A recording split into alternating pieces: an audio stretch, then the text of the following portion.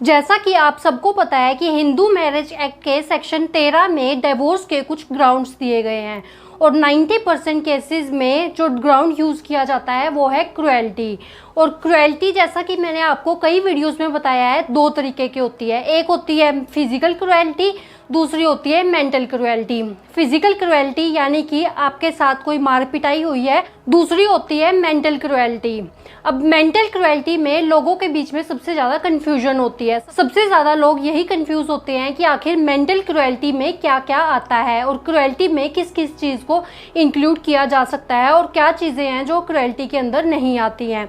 ऐसे में बहुत से लोगों को ये कन्फ्यूजन होता है कि हमारे साथ हमारे घर में जो हो रहा है क्या वो क्रुएल्टी के अंदर आता है, और अगर वो क्रुएल्टी के अंदर आता है तो क्या इस बेसिस पे हमको तलाक मिल जाएगा या नहीं मिलेगा। तो अभी रिसेंटली क्रुएल्टी को लेकर ऑनरेबल सुप्रीम कोर्ट की एक बहुत ही इंपॉर्टेंट लैंडमार्क जजमेंट आई है, जिसमें ऑनरेबल सुप्रीम कोर्ट ने क्रुएल्टी के बारे में डिस्कस किया और इन डिटेल बताया है कि क्रुएल्टी की क्या डेफिनेशन होती है और क्रुएल्टी में क्या क्या चीज़ें आती हैं। इसके अलावा अगर कोई भी ग्राउंड आप प्रूफ नहीं कर पाते हैं तब भी आप कैसे तलाक ले सकते हैं, ये भी इस जजमेंट में ऑनरेबल सुप्रीम कोर्ट ने बताया है। तो फ्रेंड्स, आज की इस वीडियो में हम इसी जजमेंट के बारे में जानेंगे और आखिर क्रुएल्टी क्या होती है और कैसे आप, अगर आप कोई ग्राउंड प्रूफ नहीं भी कर पाते हैं तो भी आप तलाक कैसे ले सकते हैं, ये सब हम डिस्कस करने वाले हैं। तो फ्रेंड्स, मैं हूं एडवोकेट ज्योति और आप देख रहे हैं हमारा चैनल लीगल स्टोर हाउस। अगर आपने हमारे चैनल को अभी तक सब्सक्राइब नहीं किया है तो चैनल को सब्सक्राइब कर लें और नीचे दिए गए बेल आइकन को भी ऑन कर लें, क्योंकि लॉ से रिलेटेड ऐसी इंपॉर्टेंट इन्फॉर्मेशन हम आपके लिए लेके आते रहते हैं। तो फ्रेंड्स, बिना किसी देरी के शुरू करते हैं आज की इस वीडियो को। तो फ्रेंड्स, जिस केस में इस लॉ पॉइंट को डिस्कस किया गया है उसका नाम है रूपा सोनी वर्सेस कमल नारायण सोनी।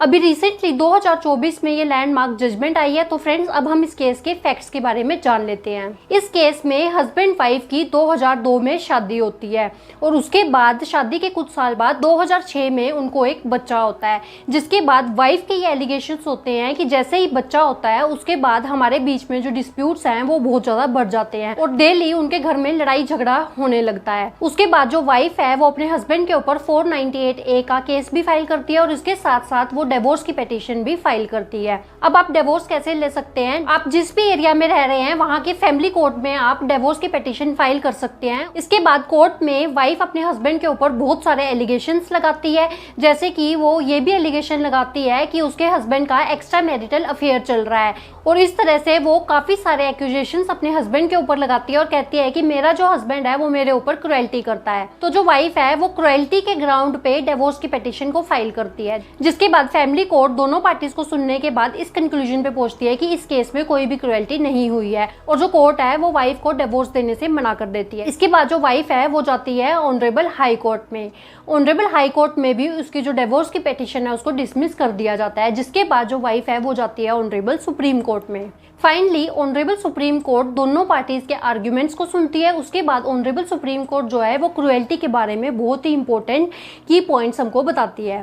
सबसे पहले तो ऑनरेबल सुप्रीम कोर्ट का कहना होता है कि क्रुएल्टी जो है उसको डिफाइन करना ऑलमोस्ट नेक्स्ट टू इम्पॉसिबल है, क्योंकि क्रुएल्टी जो है वो एक वाइडर टर्म है। क्योंकि कोई चीज़ एक के लिए अगर क्रुएल्टी है तो हो सकता है कि वो दूसरे पर्सन के लिए क्रुएल्टी ना हो। मान लो कि एक हस्बैंड है जिसके लिए एक चीज़ क्रुएल्टी है, मान लो कि वाइफ जो है वो अपने हस्बैंड को टाइम पर खाना बनाकर नहीं देती है, तो हो सकता है कि वो हस्बैंड के लिए क्रुएल्टी है लेकिन वाइफ के लिए वही चीज़ सेम चीज़ क्रुएल्टी नहीं है। इसीलिए क्रुएल्टी जो है वो एक बहुत ही सब्जेक्टिव टर्म है। इसके अलावा time to time honourable supreme court द्वारा क्रुएल्टी के अंदर बहुत सी चीज़ों को इंक्लूड किया गया है और कई बार तो देखा गया है कि हो सकता है कि एक पॉइंट ऑफ टाइम में जो चीज़ क्रुएल्टी मानी जाती थी वो आज के टाइम पे क्रुएल्टी नहीं है, या फिर जो पहले के टाइम पे क्रुएल्टी नहीं मानी जाती थी वो आज के टाइम पे क्रुएल्टी मानी जाती है। तो कई केसेस में क्रुएल्टी जो है वो स्पाउस के इकोनॉमिक बैकग्राउंड या फिर उसके सोशल बैकग्राउंड या फिर उसकी अपब्रिंगिंग कैसे इन्वायरमेंट में हुई है उस पर भी डिपेंड करता है। इसके अलावा जो क्रुएल्टी है वो मैन एंड वुमेन यानी कि जेंडर के बेसिस पर डिफरेंट हो सकती है। कोई एक चीज़ जो मैन के लिए क्रुएल्टी है हो सकता है कि वो वुमेन के लिए क्रुएल्टी ना हो। तो कोई एक पर्टिकुलर चीज़ क्रुएल्टी है या नहीं है है वो पर्टिकुलर केस के फैक्ट्स एंड सर्कमस्टेंसेस के बेसिस पर ही डिसाइड होता है। और अगर आप क्रुएल्टी के बेसिस पर डिवोर्स लेना चाहते हैं तो क्रुएल्टी प्रूफ करने के लिए बर्डन ऑफ प्रूफ उस पर्सन के ऊपर होता है जिसने वो पिटीशन फाइल की है।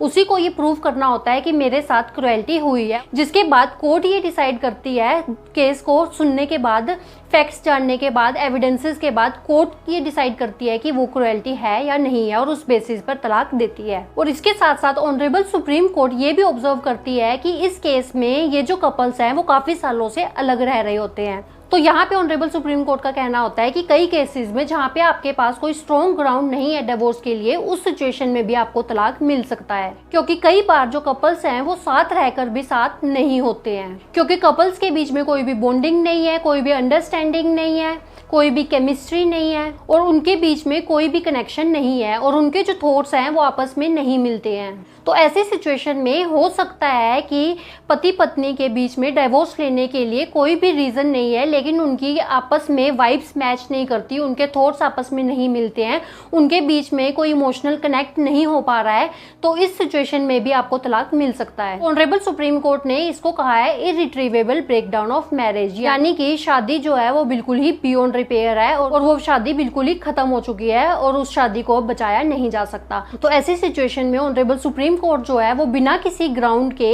इररिट्रीवेबल ब्रेकडाउन ऑफ मैरिज के चलते डिवोर्स ग्रांट कर सकती है, जैसा कि इस केस में भी हुआ। तो फ्रेंड्स, आई होप अब आपको ये दोनों कंसेप्ट क्लियर हो गए होंगे कि क्रुएल्टी आखिर क्या होती है, कि क्रुएल्टी जो है उसको डिफाइन नहीं किया जा सकता। क्रुएल्टी जो है वो एक सब्जेक्टिव मैटर है और इसके साथ साथ वो एक बहुत ही वाइडर टर्म है। और इसके साथ साथ अगर आपके पास कोई ग्राउंड नहीं भी है तो भी आप इररिट्रीवेबल ब्रेकडाउन ऑफ मैरिज के चलते डिवोर्स ले सकते हैं। तो फ्रेंड्स, आई होप ये वीडियो आपको अच्छी लगी होगी, यूजफुल लगी होगी, इन्फॉर्मेटिव लगी होगी।